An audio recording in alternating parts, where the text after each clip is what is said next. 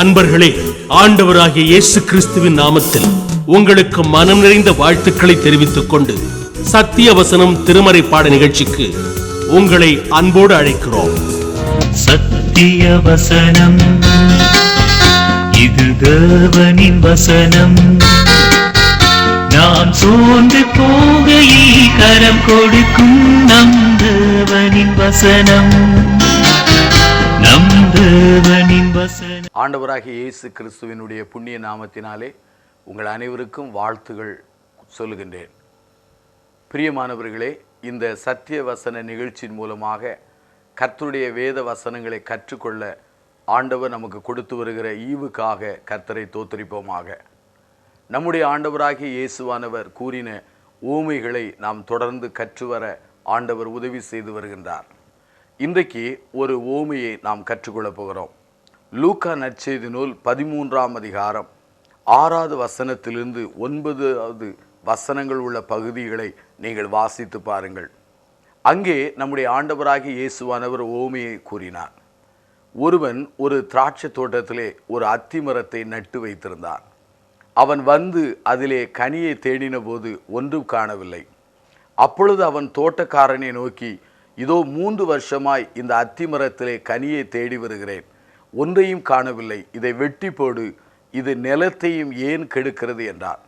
அதற்கு அவன், ஐயா, இந்த வருஷமும் இருக்கட்டும், நான் இதை சுற்றிலும் கொத்தி எரிபோடுவேன், கனி கொடுத்தால் சரி, கொடாவிட்டால் இனிமேல் இதை வெட்டி போடலாம் என்று சொன்னான் என்றார். இங்கே ஒரு சம்பவத்தை ஆண்டவர் ஓமையாக சொல்கின்றார். ஒரு மனிதன் தன் திராட்சை தோட்டத்திலே ஒரு அத்தி மரத்தை நட்டு வைத்து அந்த மரத்துக்கு என்னென்ன காரியங்கள் செய்ய வேண்டுமோ அத்தனையும் செய்து வந்தான். ஒரு நாள் அந்த அருமையான மனிதன் வந்து கனியை தேடினான், ஒரு கனியும் காணவில்லை. உடனே தோட்டக்காரனை நோக்கி சொல்கிறான், இதை வெட்டி போடு, இதனுடைய நிலத்தை ஏன் கெடுக்கிறது என்று சொன்னான். உடனே தான் அந்த தோட்டக்காரன் சொல்கிறான், இது இந்த வருஷம் இருக்கட்டும், இதை சுற்றிலும் நான் கொத்தி எரிபோடுவேன், கனி கொடுத்தால் சரி, கனி கொடாவிட்டால் இனிமேல் இதை வெட்டி போடலாம் என்று சொன்னான் என்றார்.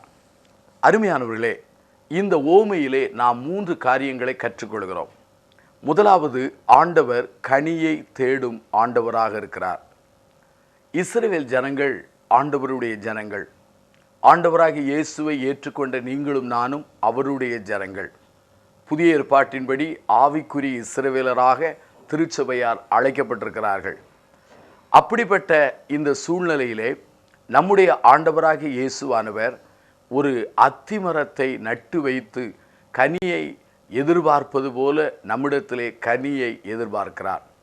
இஸ்ரவேல் இனத்தை, இஸ்ரவேல் நாட்டை, இஸ்ரவேல் மக்களை திருமறையானது ஒரு அத்திமரமாக விவரித்து சொல்கின்றது.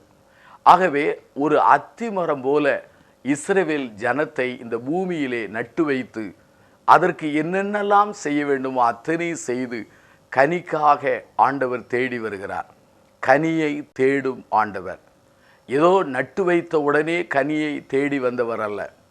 அதாவது கனிக்காக அவர் ஏதோ ஒன்றை செய்துவிட்டு உடனே வருகிறவர் அல்ல.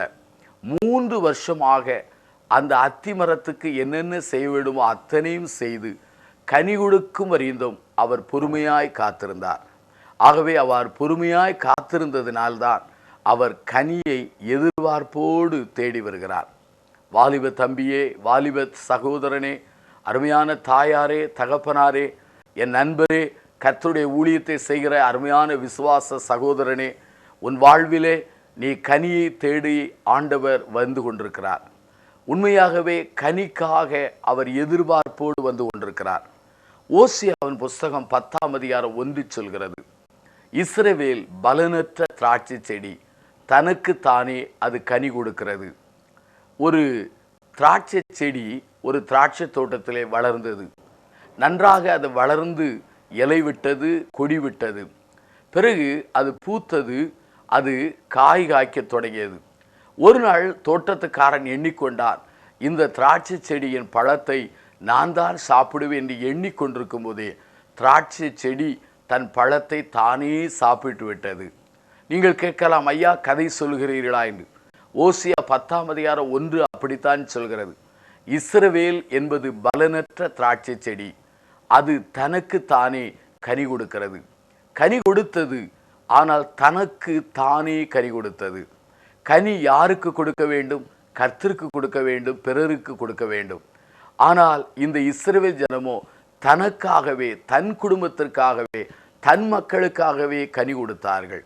அருமையான என் சகோதரனே, சகோதரியே, இந்த நாட்களிலே நானும் நீங்களும் எப்படி இருக்கிறோம்? நமக்காக வாழ்ந்து நமக்காக கனி கொடுக்கிறோமா? அல்லது நம்மை அழைத்த அல்லது நமக்காக உதவி செய்த ஆண்டவருக்காக, பிறருக்காக நாம் கனி கொடுக்கிறோமா? ஓசியாவின் புஸ்தகம் 10:13 ஒரு வசனம் வருகிறது. பொய்யின் கனியை கொடுத்தார்கள். அதாவது பொய்யின் கனி, உண்மையான கனி அல்ல, பொய்யின் கனி. உண்மையான கனி விதை போல் தொங்கியது.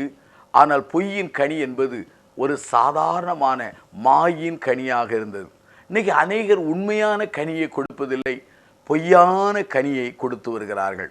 ஆனால் இந்த அத்திமரமோ ஒரு கனி கூட கொடுக்கவில்லை. தனக்குத்தானவும் கனி கொடுக்கவில்லை, பொய்யான கனியும் கொடுக்கவில்லை. அது உண்மையாகவே ஒரு கனியை கொடாததினாலே ஆண்டவர் அங்கே வேதனைப்பட்டதை நாம் பார்க்க முடிகிறது. அருமையான என் சகோதரனே, சகோதரியே, கனி தேடும் ஆண்டவராக இங்கு காணப்படுகிறார். இரண்டாவது, ஆண்டவர் கர்ஜிக்கும் ஆண்டவராக இங்கு வெளிப்படுத்தப்படுகிறார். கனி இல்லை என்று கண்டவுடனே நம்முடைய ஆண்டவராகிய இயேசு என்ன செய்தார் தெரியுமா? அவர் ஒரு காரியத்தை செய்தார். அந்த எஜமான் தோட்டக்காரனை அழைத்து, இந்த மரத்தை வெட்டி போடட்டும், கனி கொடுக்கவில்லை, நிலத்தை ஏன் கெடுக்கிறது என்று சொல்லி வெட்டி போடும்படி அவன் உத்தரவிட்டான். ஆம், இஸ்ரவேல் ஜனங்களாகிய இஸ்ரவேல் மக்கள் மத்தியிலே 3 ஆண்டுகள் ஆண்டவர் ஊழியம் செய்தார். சுமார் இந்த 3 ஆண்டுகள் அற்புதங்கள், அடையாளங்கள், வாக்குத்தத்தங்கள், உபதேசங்கள் எல்லாம் பேசினார். அந்த 3 ஆண்டுகளும் ஆண்டவர் எதிர்பார்த்த கனி இஸ்ரவேல் ஜனங்களிடத்தில் வரவில்லை. ஆகவேதான் கனி இல்லாதனால் வெட்டி போடட்டும் என்று அங்கு சொல்லப்படும் போது அங்கே கர்ச்சிக்கிற ஆண்டவராக அங்கு காணப்படுகிறார். அருமையான சகோதரனே, கனிக்காக எதிர்பார்க்கிறார். கனி கொடுக்கவில்லை என்றால் வேதம் சொல்கிறது, கோடாலியானது வேரின் அடியிலே வைக்கப்பட்டிருக்கிறது. கனி கொடாத மரமெல்லாம் வெட்டுண்டு அக்னியிலே போடப்படும் என்று எச்சரிப்பின் வார்த்தைகள் வருகிறது. ஆகவே கனி கொடாத நமக்கும் இந்த எச்சரிப்பு உண்டு என்பதை நாம் மறந்துவிடக்கூடாது. ஆகவே கனி கொடுப்போம், கனிக்காக நம்மை அர்ப்பணிப்போம். மூன்றாவது, இந்த கனி கொடாமல் வெட்டி போட வேண்டும் என்று சொன்ன அந்த அருமையான மரத்தை குறித்து தோட்டக்காரன் என்ன சொல்கிறான்? ஐயா, இது இந்த வருஷமும் இருக்கட்டும், நான் இதை சுற்றிலும் கொத்தி எரி போடுவேன். கனி கொடுத்தால் சரி, கொடாவிட்டால் இனிமேல் இதை வெட்டி போடலாம் என்று சொன்னான். அருமையானவர்களே, வாழ்க்கையிலே கனி கொடாததினாலே கர்ச்சிக்கும் ஆண்டவராக எச்சரித்த அந்த ஆண்டவர் இப்போது அந்த ஆண்டவர் கனிவான ஈவு காலத்தை மறுபடியும் இந்த ஜனத்துக்கு தருகிறார். காலத்தை ஈவாக தருகிறார். இன்னொரு முறை வாய்ப்பை தர, இன்னும் 1 வருஷம் இருக்கட்டும், நான் கொத்தி எருபோடுகிறேன். அது கனி கொடுத்தால் நாம் உண்மையாகவே வைக்கலாம், கனி கொடாவிட்டால் வெட்டி விடலாம் என்று சொல்லப்படுகிறது. அருமையான சகோதரனை, சகோதரியே, இந்த அருமையான நாளிலே நம்மை சிந்தித்து பார்ப்போம். தனிப்பட்ட வாழ்க்கையிலே ஆண்டவர் எதிர்பார்க்கிற கனி உண்டா? குடும்ப வாழ்விலே ஆண்டவர் எதிர்பார்க்கிற கனி உண்டா? சபை அளவிலே ஆண்டவர் எதிர்பார்க்கிற கனி உண்டா? நாம் கனி கொடுக்காவிட்டால் ஆண்டவர் நம்மை வெட்டி போடுவார் என்று திருமறை சொல்கிறது. அப்படியானால் கனி கொடுப்பதற்கென்று 1 ஆண்டை ஈவு காலமாக தருகிறார். அந்த சமயத்திலே கொத்துகிறார், உரமிடுகிறார், என்னென்ன செய்ய வேண்டுமோ மறுபடியும் ஈவுகளை தந்து கனி கொடுக்க ஏற்பாடு செய்கிறார். அருமையானவர்களே, நம்முடைய வாழ்க்கையை நாம் சிந்தித்து பார்ப்போம். கனி கொடுக்கிறோமா? கனி கொடாமல் போனோமா? நாம் சிந்திக்க நாம் அழைக்கப்படுகிறோம்.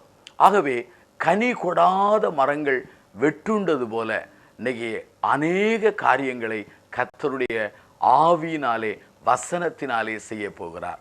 ஆண்டவராகிய இயேசுவானவர் மிக தெளிவாய் சொன்னார், அவரிடத்திலிருந்து கிருபையினால் கனி கொடுக்க வேண்டும் என்றால் அவரில் நிலைத்திருக்க வேண்டும், அவருடைய வசனத்தில் நிலைத்திருக்க வேண்டும், அவருடைய அன்பிலே நிலைத்திருக்க வேண்டும். யோவான் 15ஆம் அதிகாரத்தில் இது சொல்லப்படுகிறது. அவரில் நிலைத்திருந்தால் நிச்சயமாக அவர் நம்மில் நிலைத்திருப்பார். அவருடைய வசனத்தில் நிலைத்திருந்தால் நாம் எதை கேட்கிறோமோ அதை தந்தருள்வார். அவருடைய அன்பிலே நிலைத்திருந்தால் நாம் சீடராக, அவருடைய சகோதரராக எண்ணி அழைக்கப்படுகிறோம். ஆகவேதான் அவரில் நிலைத்திருந்து, அவருடைய வசனத்தில் நிலைத்திருந்து, அவருடைய அன்பிலே நிலைத்திருப்போமானால் உண்மையாகவே நாம் கனி கொடுப்போம். ஏனென்றால் இந்த உலகத்தின் மக்கள் கிறிஸ்தவர்களாகிய நம்முடைய வாழ்விலே கனிவுள்ள வாழ்வை எதிர்பார்க்கிறார்கள்.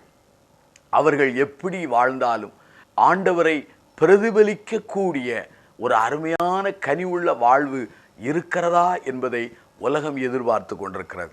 ஆகவேதான் இஸ்ரவேல் ஜனங்கள் கனி கொடாததினாலே கனி கொடுக்க இன்னொரு வருடத்தை கூட்டி கொடுத்தது போல, வாலிப தம்பியே, வாலிப சகோதரியே, இந்த செய்தியை கேட்டுக்கொண்டிருக்கிற, கண்டு கொண்டிருக்கிற என் நண்பனே, உண்மையாகவே ஆண்டவர் ஆயுசு நாளை கூட்டி கொடுத்து உனக்கு செய்ய வேண்டியதை செய்து அருமையாக கனி கொடுக்க ஆண்டவர் வாய்ப்பை தருகிறார். இந்த வாய்ப்பை பயன்படுத்திக் கொள்வாயா, உதாசீனப்படுத்திக் கொள்வாயா? வாய்ப்புகள் என்றைக்குமே திரும்ப வராது. சிலருக்கு திரும்ப வரலாம், சிலருக்கு வராமல் போய்விடுகிறது. ஏசாவுக்கு வாய்ப்புகள் அவனை விட்டு கடந்து போனது. மறுபடி அழுது கெஞ்சினான், அவனுக்கு வாய்ப்புகள் வரவே இல்லை. ஆனால் தாவீது பாவத்தில் விழுந்தான், அழுதான். தேவன் அவனுக்கு ஒரு வாய்ப்பை கொடுத்து மறுபடி தூக்கி எடுத்தார். பேதுரு என்கிற ஒரு மனிதன், அந்த மனிதனும் ஆண்டவரை தெரியாது என்று சொன்னான், சபித்தான், சத்தியம் பண்ண தொடங்கினான். ஆண்டவராகிய இயேசுவானவர் அவனுக்கு ஒரு அருமையான வாய்ப்பை கொடுத்தார். மறுபடி அப்போஸ்தலனாய் மாறினான், நிருபங்களை எழுதினான், திருச்சபைக்கு தலைவனாய் மாறி அருமையாக ஆண்டவருக்காக ஊழியம் செய்தான். பழைய ஏற்பாட்டிலே யோனா, இந்த மனிதன் ஒரு முறை ஆண்டவரை விட்டு பின்வாங்கி போனவன். அந்த பின்வாங்கி போன அந்த மனிதன் ஆண்டவரை விட்டு தூரம் போனான். அங்கே கடல் கொந்தளித்தது. அவன் நிமித்தம் அங்கே கப்பலின் சரக்குகள் கடலுக்குள்ளே போடப்பட்டது. சீட்டு போட்டார்கள். யோனாவின் பேரில் சீட்டு விழுந்தது. யோனாவினிடத்திலே ஆலோசனை கேட்டார்கள். அவனை கடலில் தூக்கி போடும்படி அவன் அனுமதி சொன்னான் அல்லது ஆலோசனை சொன்னான். என்ன நடந்தது பாருங்கள். கடலில் அவனை விழுங்க கர்த்தர் மீனுக்கு கட்டளையிட்டார். அந்த மீனின் வயிற்றுக்குள்ளே கடந்து அவன் பாதாள மட்டும் தன்னை தாழ்த்தி ஆண்டவரை நோக்கி புலம்பினான். என்ன நடந்தது பாருங்கள். ஆண்டவர் அவனுக்கும் ஒரு வாய்ப்பை தந்தார். அருமையான சகோதரனே, சகோதரியே, வாய்ப்புகள் திரும்ப வரலாம், வராமலும் போகலாம்.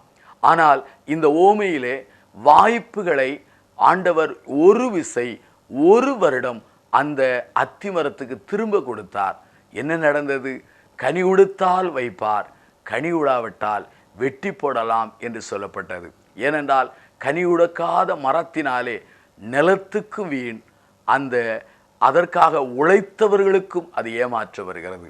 அருமையான மக்களே, அருமையான சகோதரனே, சகோதரியே, ஆண்டவர் நம்மை கனி கொடுக்கும்படியாக நம்மை அன்போடு அழைக்கிறார்.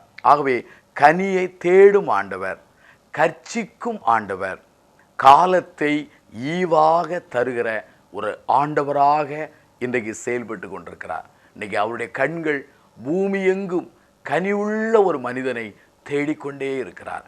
தேவ சமூகத்தில் விழுந்து கிடப்போமா? தேவ சமூகத்தில் ஆராய்ந்து பார்ப்போமா? கனியற்ற அந்தகார கிரியைகளை அகற்றி விடுவோமா? தேவ சமூகத்தில் விழுந்து அவர் கரங்களிலே ஒப்பு கொடுத்து நாம் ஜெபிப்போமா? அப்படி ஜெபிப்போமானால் ஆண்டவர் நமக்கு கனி உள்ள வாழ்வை தர வல்லமுள்ளவராக இருக்கிறார். எனக்கு தெரிந்த ஒரு வாலிபன், அந்த வாலிபன் ஆண்டவருக்காக வாழ ஆரம்பித்தான். ஆண்டவருக்காக வாழ்ந்து கொண்டிருக்கும் போதே உலகமும் மாயைகளும் அவனை இழுக்க ஆரம்பித்தது. தேவ அன்பை விட்டு ஒரு மாய்மாலமான வாழ்க்கை வாழ ஆரம்பித்தான். வெளியே பக்தியான வாழ்க்கை, உள்ளேயோ போலித்தனமான வாழ்க்கை. வெளியே ஒருவேளை ஒரு மாய்மாலமான ஒரு நடிப்பை போல வாழ்ந்து கொண்டிருந்தான். என்ன நடந்தது? அவனுடைய வாழ்க்கையிலே ஆண்டவர் கனியை தேடி வந்தார். கனி இல்லாததினாலே அவனுடைய வாழ்விலே வெறுமை காணப்பட்டது. அதை அவனும் உணர்ந்தான், ஆண்டவரும் உணர்ந்தார். ஒரு நாள் வியாதியிலே அவன் சிக்குண்டான். சிக்குண்டு மருத்துவராலே கைவிடப்பட்டான். அப்படி கைவிடப்படும் தான் தேவ சமூகத்திலே ஒரு நல்ல நற்செய்தியாளன் மூலமாய் கனியை குறித்த ஒரு செய்தி அவனுக்கு சொல்லப்பட்டது. தேவ சமூகத்திலே தன்னை தாழ்த்தினான். தன்னுடைய கனியற்ற அந்தகார வாழ்வையும் தன்னுடைய கனியற்ற வெறுமை வாழ்க்கையும் சொல்லி மனங்கசந்து அழுது ஜெபித்தான். சிலுவைக்கு நேராக தன்னை ஒப்பு கொடுத்தான். ஆண்டவரை ஏற்றுக்கொண்டான். அவரோடு உறவாடி கண்ணீரோடு உபவாசத்தோடு பேச ஆரம்பித்தான். தன்னுடைய வாழ்விலே சரிபண்ணப்பட வேண்டிய பகுதிகளை எல்லாம் சரிபண்ண ஆரம்பித்தான். சீர்திருத்தப்பட வேண்டிய பகுதிகளெல்லாம் சீர்திருத்த ஆரம்பித்தான். ஆவியானவர் அவனுக்குள் வாசம் பண்ணினார். அவனுடைய பிரார்த்தனை ஆண்டவர் கேட்டார். வசனத்துக்குள்ளே வளர ஆரம்பித்தான். கிருபைக்குள்ளே வளர ஆரம்பித்தான். தேவ பிள்ளைகளின் ஐக்கியத்தை நாட ஆரம்பித்தான். ஊழியங்களில் சென்று சாட்சி சொல்ல ஆரம்பித்தான். என்ன நடந்தது தெரியுமா? தேவனாகிய கர்த்தர் படிப்படியாய் அவனுக்கு தன் வல்லமையும் கனியும் கொடுத்து அவனை ஆயிரங்களுக்கும் 10,000ங்களுக்கும் பயன்படுத்த ஆரம்பித்தார். அந்த வாலிபனை போல ஏன் உன்னை ஆண்டவர் மாற்றக்கூடாதா? உன்னை ஒப்பு கொடுப்பாயா? உன் தடுமாற்றத்தை ஒப்பு கொடுப்பாயா? உன்னுடைய ஜீவியத்தை நீ அர்ப்பணிப்பாயா? ஆண்டவர் கனியை தேடி வருகிறார். கனி இல்லை என்றால் கர்ச்சிப்பார். அந்த கர்ச்சிக்கிற மத்தியிலும் அவர் ஈவான காலத்தை தருகிறார். ஒப்பு கொடுப்போம். நாம் பிரார்த்தனை செய்வோம். அன்பின் ஆண்டவரே, இந்த அருமையான நாளுக்காக நாங்கள் நன்றி சொல்கிறோம். என்னோடு எங்களோடு பேசினதற்காக ஜெபிக்கிறோம். பல சமயங்களில் நாங்கள் கனி இல்லாமல் வாழ்ந்திருக்கிறோம். கனிக்கு எதிர்மறையான மாம்ச கிரியைகள் எங்களிலே காணப்பட்டிருக்கிறது. எங்களை மன்னித்தருளும். கனியை தேடி வந்த ஆண்டவரே, கனி இல்லாத நாளை கர்ச்சிக்கிற ஆண்டவரே, கனியை தரும்படி இன்னொரு விசை ஒரு ஆண்டை கூட்டி கொடுத்தவரே, இந்த நாட்களிலே யார் யார் இந்த செய்தியின் மூலமாய் தங்கள் வாழ்வை ஆண்டவருக்கு நேராக அர்ப்பணித்தார்களோ அத்தனை பேர் மேலேயும் ஆண்டவருடைய வல்லமை தொட்டு அவர்களை பலப்படுத்தட்டும். கிறிஸ்துவின் உத்தம சாட்சிகளாய் மாற்றும். இயேசுவின் நாமத்தில் ஜெபம் செய்கிறோம் ஜீவனுள்ள பிதாவே, ஆமென்.